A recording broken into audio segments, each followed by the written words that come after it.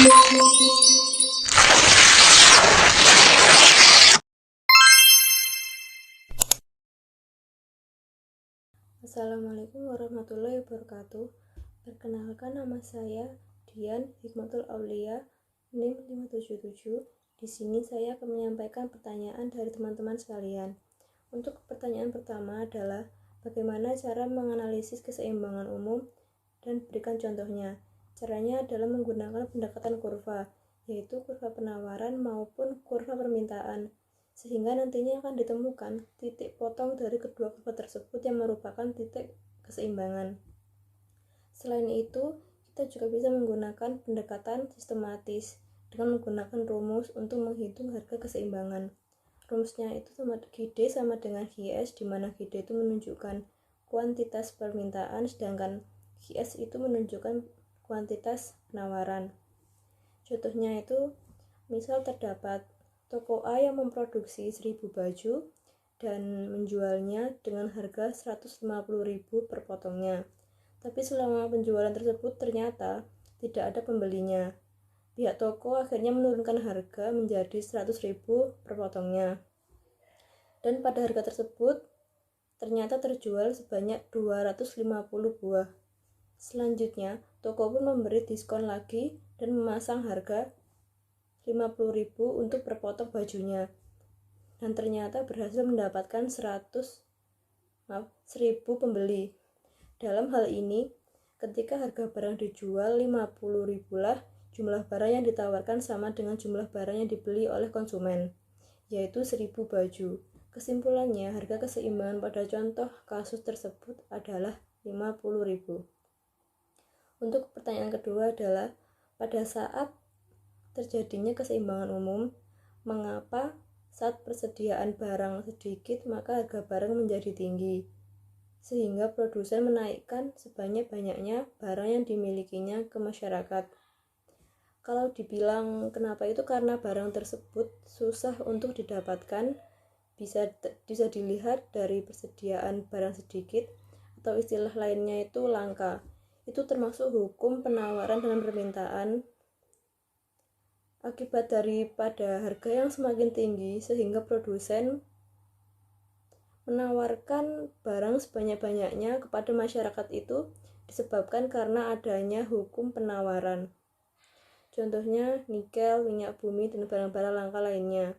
Sebaliknya juga, kalau barang itu tidak langka atau jumlah persediaannya cukup, maka harganya juga standar. Untuk pertanyaan selanjutnya adalah, jelaskan faktor apa yang mempengaruhi perubahan harga keseimbangan umum antar pasar. Yang pertama itu ada permintaan terhadap barang atau jasa bertambah, tetapi jumlah barang atau jasa terbatas. Lalu yang kedua itu ada tinggi rendahnya biaya produksi. Yang ketiga, pandangan akan masa depan dari produsen dan konsumen. Lalu yang keempat, ada produsen mengetahui selera konsumen. Dan yang terakhir itu penawaran terhadap barang atau jasa bertambah, tetapi daya beli konsumen tetap atau berkurang.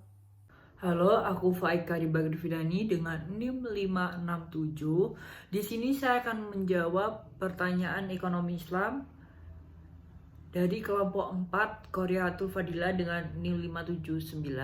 Di sini pertanyaannya, dalam hukum kesamaan harga, Anda menyatakan bahwa harga suatu barang di dua pasar yang berbeda dengan karakteristik yang berbeda akan selalu sama.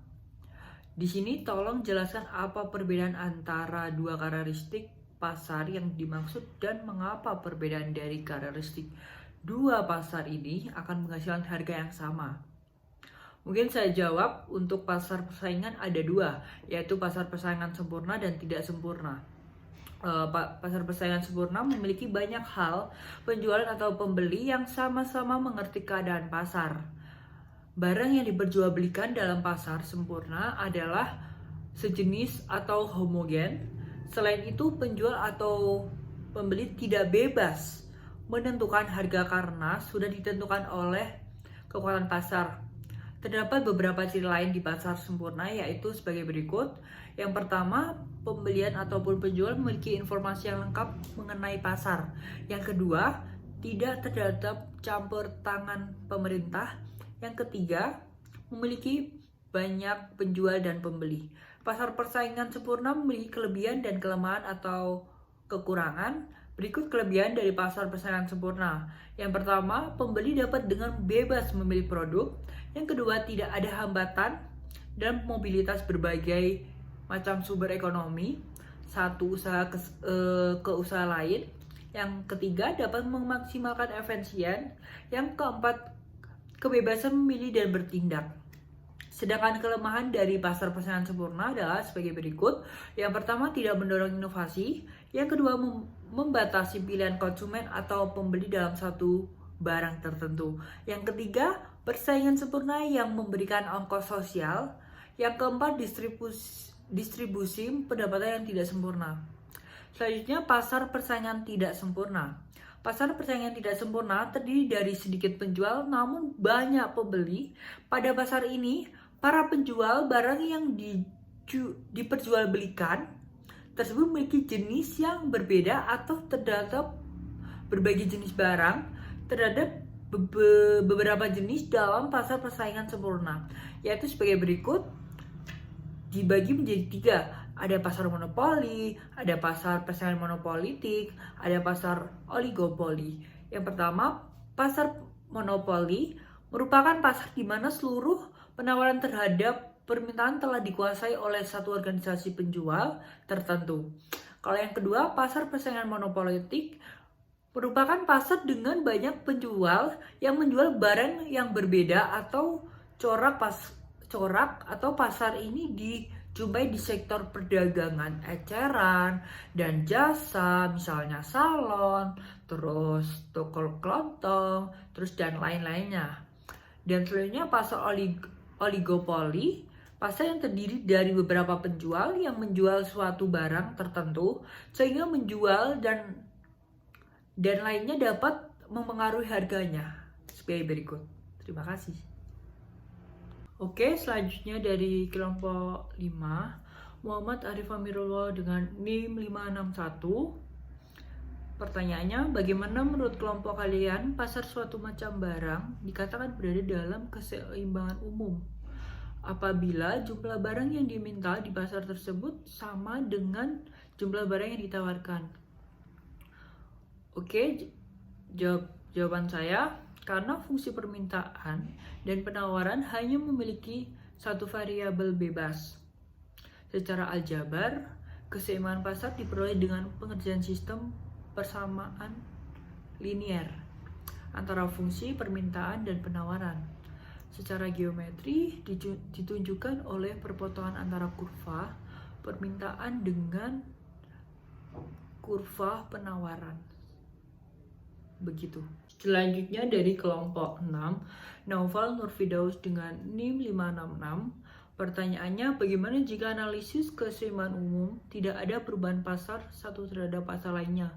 Oke, saya jawab, ya, kondisi keseimbangan akan tetap sama atau tidak, ada perubahan dan juga akan mempengaruhi keseimbangan pasar lainnya sehingga tidak ada timbal balik yang signifikan.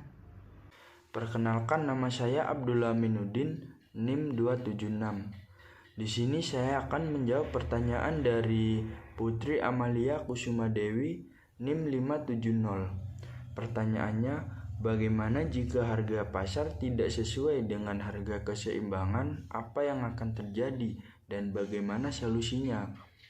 Jawabannya, jika harga di pasar tak seimbang, keseimbangan pasar dapat diprediksi akan sulit terjadi.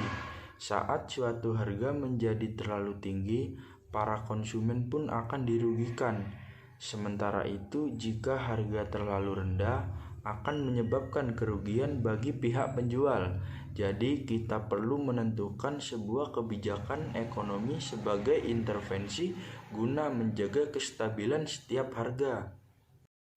Untuk pertanyaan selanjutnya dari Tarisya Ramadini, NIM 545. Pertanyaannya, Pada PPT tersebut, kelompok kalian menjelaskan bahwa dampak uang terhadap output.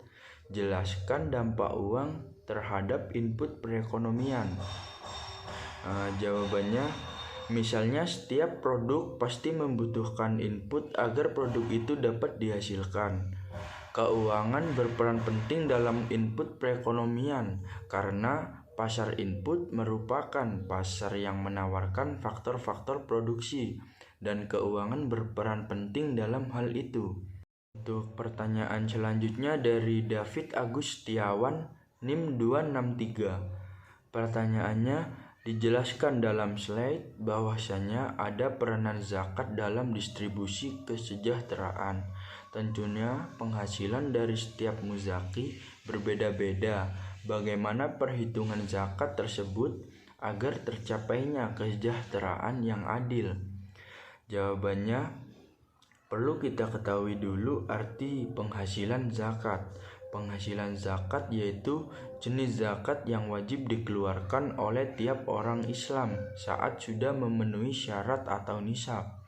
Sedangkan nisab zakat penghasilan menurut MUI per tahun yaitu sebesar Rp73.100.000 total gaji setahun.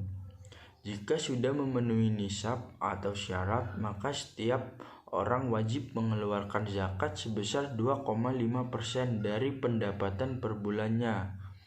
Cara menghitungnya yaitu gaji per bulan 2,5 dari gaji tersebut. Perkenalkan, nama saya Fajar Bayuardani dari kelompok 10 dengan NIM akhir 303. Akan menjawab pertanyaan dari kelompok yang mengajukan pertanyaan kepada kelompok 10. Pertanyaan ke-11 dari Fadia Syahrir dengan NIM akhir 349. Pertanyaannya adalah, keseimbangan umum yang terjadi membuat adanya kecenderungan keseimbangan yang berdampak akan adanya peningkatan permintaan di suatu segmen. Apakah dengan adanya peningkatan permintaan di suatu segmen bisa berdampak pada berkurangnya permintaan di segmen lain? Menurut saya jawabannya adalah bisa. Mengapa demikian? Karena contohnya saja pada pola tren saat ini, yaitu pada tren fashion baju. Contohnya pada masa saat ini tren baju sekarang lagi ngetrennya yaitu atau naik-naiknya adalah baju flanel. Maka permintaan akan baju flanel akan meningkat, sedangkan permintaan akan baju yang lain cenderung akan menurun. Dan juga bahan untuk membuat kain flanel akan meningkat, sedangkan bahan yang lain selain bahan flanel akan menurun. Yang selanjutnya adalah pertanyaan kedua belas dari Utami dengan NIM akhir 584. Bagaimana pandangan teori ekonomi modern Keynes tentang keseimbangan umum pada perekonomian tertutup? Yang dimaksud dari teori makro Keynes adalah merupakan sebuah penyederhanaan dari realitanya. Karena menurut dia tidak ada negara atau teori yang menjelaskan bahwa ekonomi itu tidak memiliki hubungan atau sepenuhnya tertutup. Jadi menurut pandangan Keynes, ekonomi tertutup itu hanyalah sebuah penyederhanaan saja, karena sejatinya kegiatan ekonomi akan saling berhubungan satu sama lain atau saling bekerja sama. Selanjutnya adalah pertanyaan ketiga dari Ibnu Alam Syawayudi dengan NIM akhir 317. Bagaimana keseimbangan pasar terjadi jika permintaan bertambah tetapi penawaran tetap? Menurut saya, jika permintaan bertambah sedangkan penawaran tetap, maka harga pada produk akan naik. Kenapa? Karena penawaran di situ akan tetap dan kuantitas di sini akan menurun. Pertanyaan terakhir dari Fareza dengan NIM akhir 562. Mengapa keseimbangan menjadi hal yang sangat penting dalam sebuah perekonomian suatu negara? Karena dengan adanya keseimbangan pasar bisa menstabilkan harga dari sisi bisnis atau sisi produksi, maka bisa menurunkan kerugian yang tidak bisa mereka kontrol. Jadi dengan adanya keseimbangan ini, para pelaku ekonomi, para pelaku bisnis dari sisi produsen maupun konsumen bisa menghindari kerugian yang akan terjadi. Contohnya saja, jika harga terlalu naik maka tidak ada pembeli, sedangkan jika harga terlalu turun maka akan sangat banyak pembeli. Maka diperlukan adanya titik tengah di mana itu menjadi titik keseimbangan pasar atau keseimbangan tersebut. Dari titik itu maka dijelaskan dalam dua hal, yaitu pertama dari sisi penawaran dan juga yang kedua dari sisi permintaan. Sekian jawaban yang saya berikan. Saya Fajar Bayuwardani, saya ucapkan terima kasih.